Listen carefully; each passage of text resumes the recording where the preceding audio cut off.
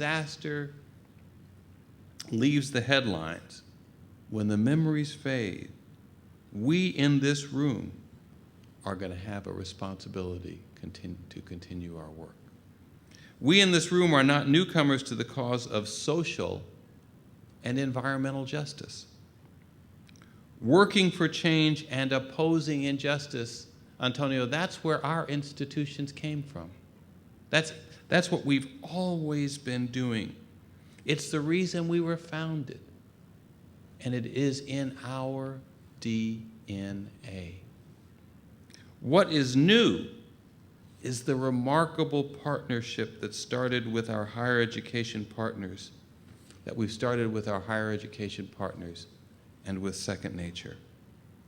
But now, as our conferences have demonstrated, the circle is expanding to include others, such as the World Wildlife Federation, as the American Association of Sustainability in Higher Education, the U.S. Green Building Council, the Environmental Defense Fund, Indigenous Environmental Network, to name but a few. And this is just the beginning. As word of our work gets out, more will join us. This is a powerful network. With the people and organizations that have joined forces as a result of this initiative, I am confident that we will be able to bring about some of the critical change that is needed to ensure that the world we leave to those who follow us, will be sustainable. This conference is designed to address key issues around green building. It affords us an opportunity to come together to identify the best practices for helping minority-serving institutions green their facilities and improve conservation efforts on their campuses. But in reality, this conference and our work really goes beyond our campuses. Our green classrooms, dormitories, and dining halls are the foundation for creating an environment for bringing about greater environmental consciousness and awarenesses on all of our campuses.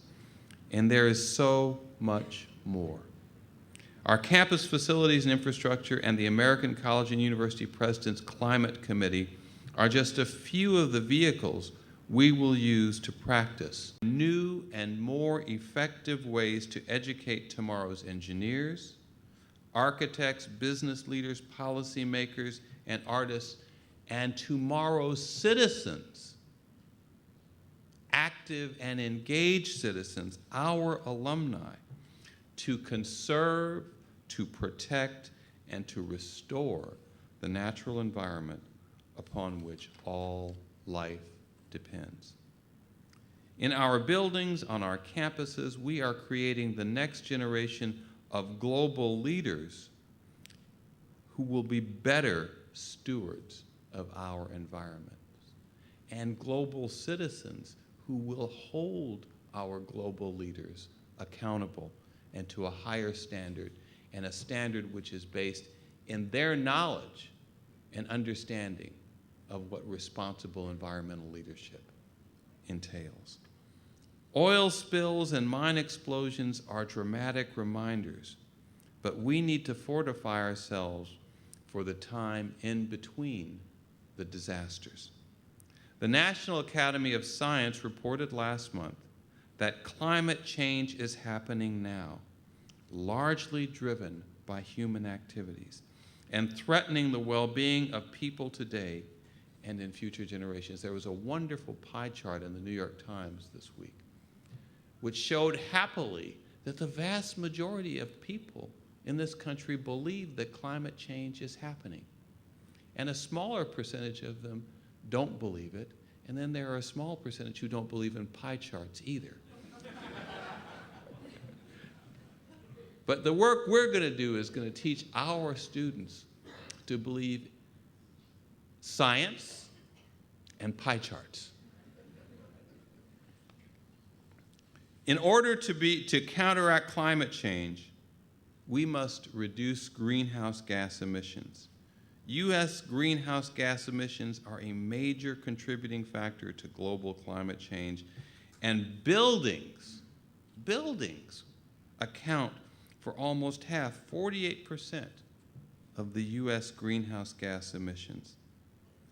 The UNCF Building Green initiative is designed to increase the number of MSIs, Minority Serving Institution campus buildings, that apply for and receive Leadership in Engineering Efficient Design, LEED certification.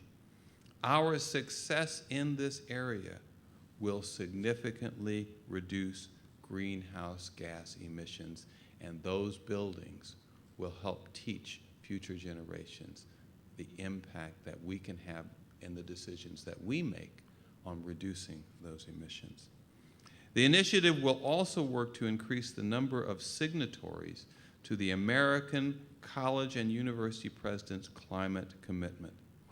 The presidents who sign this important document commit to making at least 2 significant changes on their campuses that will support the reduction of greenhouse gas emissions.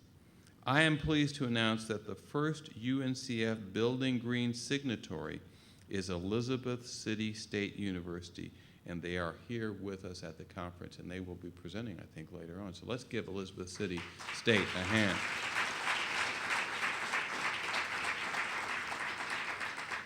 One thing that will be evident to you as you engage with colleagues over the next 3 days is that this initiative has its strength in diversity, Hispanic serving 2-year and 4-year colleges and universities and environmental organizations and environmentally conscious businesses and government, all here together.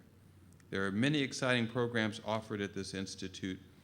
Of note, we have added energy audit training for students and an interdisciplinary curriculum conversation with faculty and involvement, and I'm delighted to see that we do have, I assume these are students who are here with us today, so let's give the students a hand because this is really, they are ultimate customers here. So I hope you will find this conference both informative and inspirational, and I hope you stay engaged. Follow-up is critical if we are to be successful, so check in often. Together we can lead the way to creating a sustainable future.